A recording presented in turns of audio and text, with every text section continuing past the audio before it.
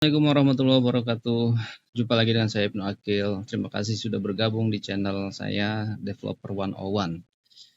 Pada kesempatan kali ini saya akan menjelaskan tentang proses model ya. Jadi di dalam software engineering ada yang namanya proses model. Nah, ada model apa aja sih yang bisa kita gunakan untuk kita mengembangkan suatu perangkat lunak ya. Proses model ini adalah suatu framework atau kerangka kerja. Oke, silakan tonton video ini sampai selesai.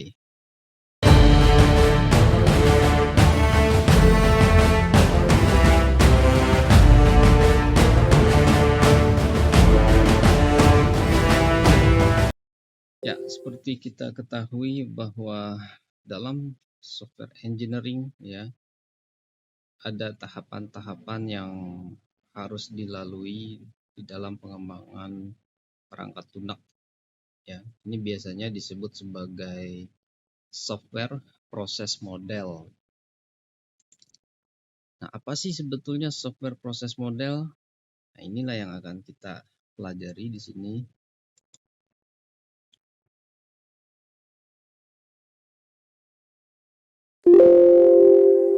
Apa itu software proses model ya? Nah, perangkat lunak seperti kita ketahui itu seperti semua modal ya. Jadi ada pengetahuan yang terkandung di dalamnya. Dan karena pengetahuan itu pada awalnya tersebar ya di dalam para stakeholder ya, tersebar pengetahuannya di dalam para stakeholder. Dalam hal ini user, kemudian juga dia bersifat silence, diam. Jadi kita harus menggali dulu nih kepada user kebutuhan istilahnya sistemnya seperti apa ya.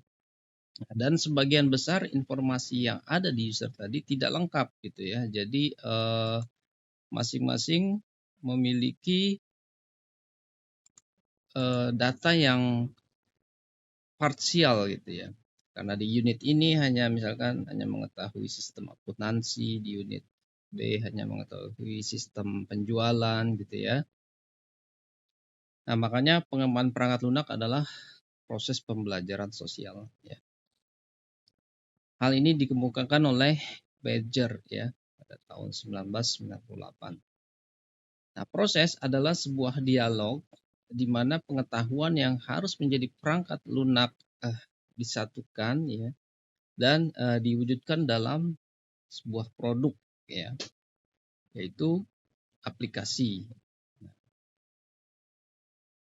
Nah, proses di sini dia akan menyediakan interaksi antara pengguna dan desainer ya, antara pengguna dan alat yang berkembang, dan antara desainer dan alat-alat teknologi lainnya gitu ya. Jadi di situ proses itu harus ada interaksi gitu ya.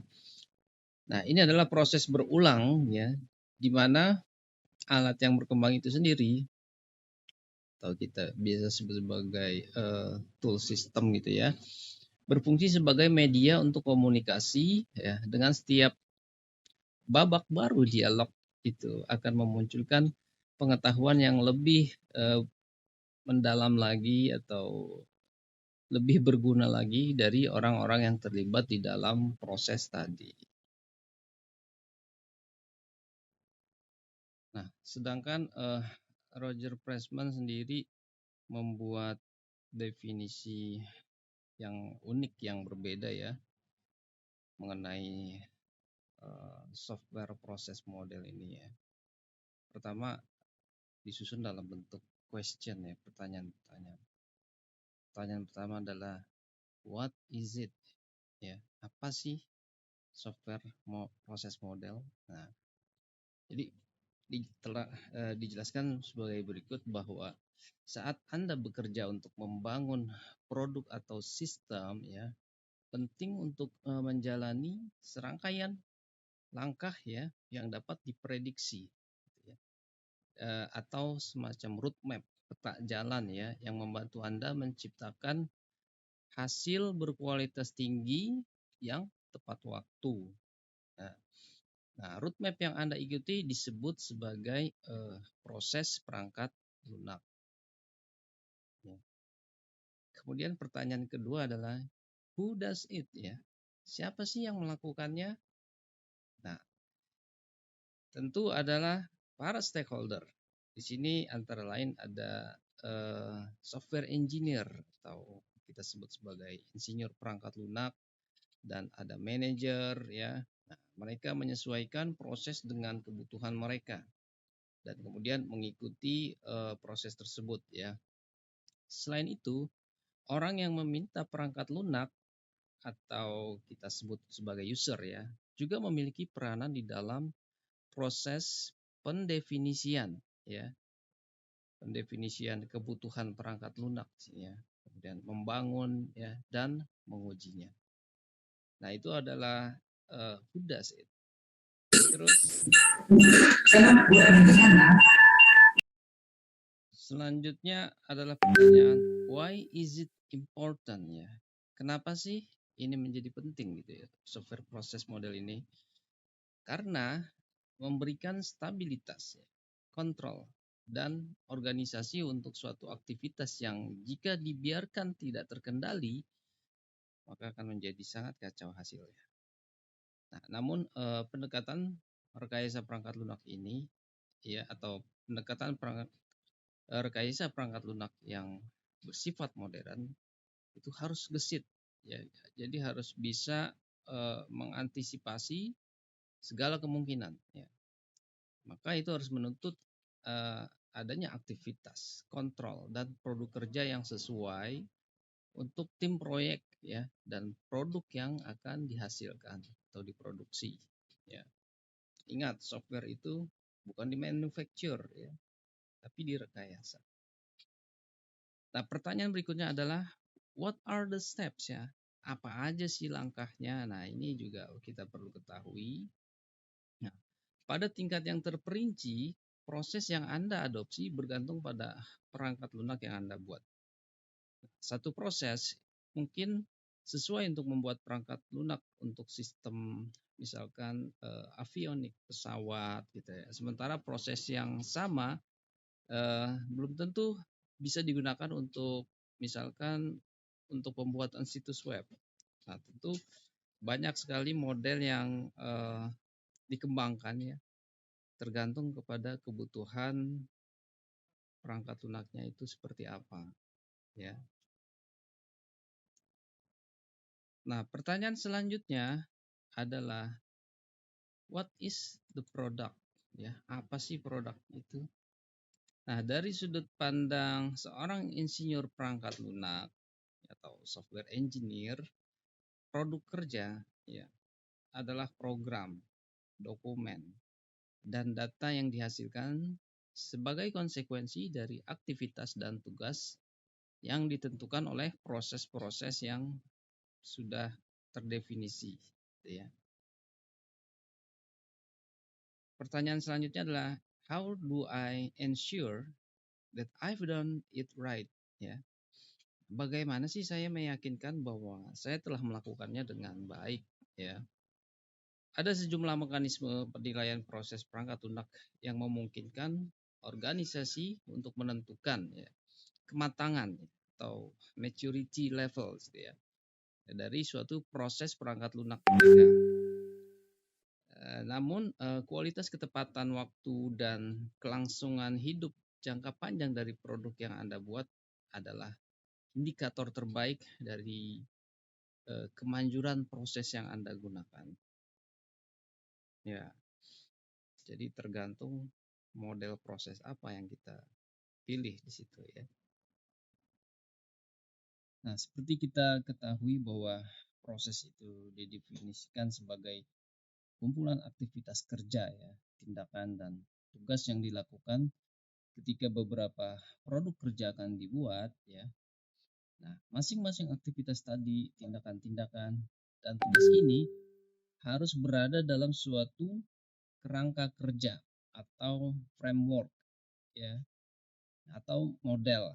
Nah, yang mendefinisikan hubungan mereka dengan proses satu dengan yang lainnya. Nah, kita ada beberapa model yang saya akan bahas di sini adalah model generik atau biasa disebut sebagai waterfall software process. Nah, waterfall atau model generik ini terdiri dari beberapa tahapan. Yang pertama ada communication, ya.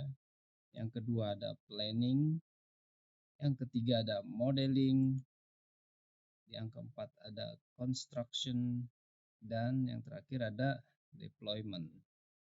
Nah, kelima tahapan tadi, kalau di dalam konsep awal dari waterfall itu, setiap tahapan dilakukan berurut ya setelah tahapan sebelumnya. Dan ketika sampai pada tahapan terakhir, maka dia akan kembali lagi ke tahapan awal. Jadi ada proses loopingnya gitu ya. Untuk apa? Untuk melakukan refinement ya atau perbaikan lagi terhadap tahapan-tahapan yang sudah dilakukan tadi. Mungkin kita sering salah paham yang namanya waterfall itu kan air terjun ya, berarti kan dari atas ke bawah gitu ya, dari atas ke bawah. Nah, itu nggak bisa balik lagi ke atas kan? Itu yang konsep ini jadi salah paham gitu ya. Padahal dalam proposal awalnya konsep waterfall tadi ada yang namanya iterasi gitu ya. Nah, sekarang kita akan bahas satu demi satu setiap tahapan. Yang pertama adalah tahapan komunikasi ya, communication step. Apa aja sih sebetulnya yang perlu kita ketahui dalam setiap tahapan itu? Pertama, setiap tahapan tadi harus ada input ya. Kemudian ada pekerjaan yang dilakukan dan ada output di situ. Ya, input, pekerjaan yang dilakukan ya atau works to do, dan ada output. Nah, untuk communication step ini inputnya berupa deskripsi dari bisnis proses ya atau di situ ada juga kebutuhan user ya atau user requirement dan dokumen-dokumen yang terlibat dalam bisnis proses. Nah, yang dipekerjakan oleh seorang analis pada tahapan ini adalah mengumpulkan data ya sebanyak-banyaknya.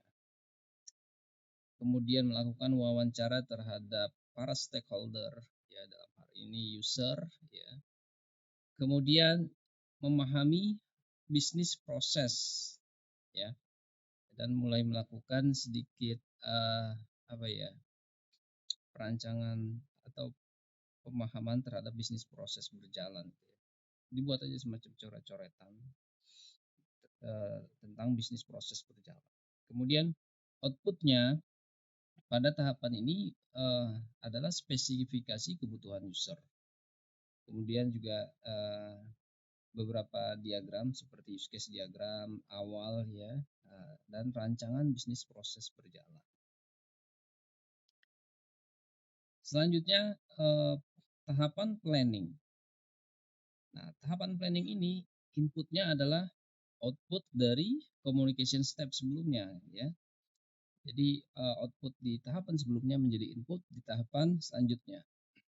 Hal yang dilakukan pada tahapan planning adalah pertama membuat jadwal ya, jadwal kerja baik itu mulai dari analisa tadi ya, kemudian konstruksi ya sampai pada implementasi ya termasuk testing di dalamnya. Kemudian juga membuat estimasi biaya ya dan melakukan pembagian tugas ya terhadap staf-staf yang ada. Ya, ini tugas project manager. Nah, output dari tahapan planning adalah timetable ya, schedule atau jadwal kerja yang sudah dibuat tadi. Kemudian adanya estimasi biaya yang dibutuhkan ya. Dan daftar tugas ya, atau task list dan penanggung jawab dari masing-masing tugas tersebut. Nah, ini tahapan planning. Selanjutnya adalah tahapan modeling ya. Nah, inputnya dari mana? Tahapan modeling inputnya adalah output dari communication step tadi dan juga output dari eh, tahapan oh ya maaf, hanya tahapan communication ya, bukan tahapan planning ya. Nah, hal yang dilakukan di dalam You do one modeling over this step too, ini like ya, just the like. ini bagian yang sebetulnya paling krusial gitu ya. Karena di dalamnya kita harus melakukan proses analisis gitu ya. Pertama kita harus merancang kebutuhan user ya. Hasilnya didapat dari dialog antara dialog dengan user tadi ya ketika kita melakukan wawancara. Nah, di sini kita bisa buat menggunakan use case diagram. Kemudian merancang activity diagram yaitu bisnis proses yang nantinya akan menggunakan sistem interaksi si user dengan sistem bagaimana ya.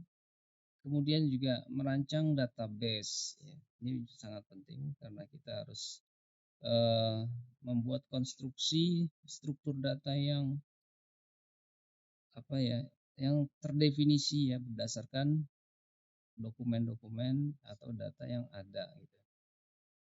Kemudian merancang arsitektur sistem seperti kelas diagram ya, kemudian komponen diagram. Selanjutnya merancang deployment system ya, bagaimana nanti proses implementasinya. Terus juga output dari tahapan modeling ini adalah diagram-diagram rancangan dari arsitektur sistem yang akan dibangun tadi. Nah, itu outputnya. Selanjutnya adalah tahapan construction. Nah, pada tahapan construction ini inputnya merupakan output dari modeling step tadi, yaitu diagram-diagram yang sudah dibuat ya. Nah, yang kita lakukan pada tahapan ini adalah mulai melakukan coding ya. Nah, coding ini kalau bisa setiap pengembang atau programmer di sini memiliki platform yang sama gitu di dalam pengembangan. Ya kalau menggunakan bahasa satu bahasa lah yang dipakai ya, jangan berbeda bahasa. Kemudian juga tekniknya juga harus sama. Kalau menggunakan teknik terstruktur, semua terstruktur. Tapi nggak mungkin pakai terstruktur ya. Kita sudah pakai teknik berorientasi objek sekarang ini ya. Jadi semuanya harus bisa teknik berorientasi objek karena desainnya tadi adalah menggunakan kelas diagram yang diambil dari UML.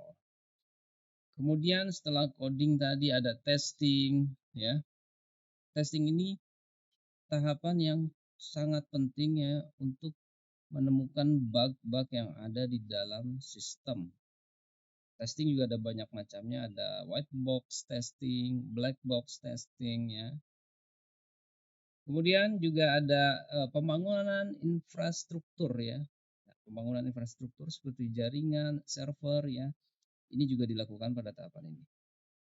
Nah, outputnya dari tahapan ini adalah aplikasi atau produk perangkat lunak yang sudah jadi, paling tidak versi awal ya. Dan juga infrastruktur yang sudah dibangun. Nah, selanjutnya adalah tahapan deployment ya. Tahapan deployment ini inputnya berupa output dari tahapan construction tadi sebelumnya ya. Kemudian hal yang dilakukan adalah kita mulai melakukan implementasi di sini ya, yaitu instalasi platform sistem. Apabila dia berbasis web, maka memerlukan server ya. Apabila dia berbasis desktop, visual desktop ya, kita perlu server juga atau aplikasi atau PC yang standalone gitu ya. Dan juga instalasi perangkat lunak aplikasinya ya. Jadi selain platformnya, platform itu bisa sistem operasinya Windows ya, atau server gitu ya. Bisa Linux kalau server atau Windows server juga ada ya. Kemudian testing dan implementasi di real world-nya gitu ya. Jadi testing dan implementasi ini harus melibatkan user ya untuk mengetahui seberapa eh, besar sistem ini sesuai ekspektasi mereka atau enggak gitu ya. Nah, outputnya dari tahapan deployment adalah produk perangkat lunak yang sudah diimplementasikan ya, atau sistem baru yang sudah jadi. Nah, di sini bukan berarti pengembangan itu sudah selesai gitu ya. Maka harus ada proses evaluasi ya. Makanya ada proses yang namanya evolutionary ya, model ya, atau spiral model ya. Itu dijelaskan oleh Roger Pressman. Nah, nanti selanjutnya di video selanjutnya mungkin ya akan saya bahas mengenai model lain, yaitu prototyping atau rapid application development, dan juga mungkin yang model-model proses terbaru adalah agile modeling ya, atau Scrum dan lain-lain sebagainya. Ya, silakan Anda tunggu video saya selanjutnya. Terima kasih. Wassalamualaikum warahmatullahi wabarakatuh.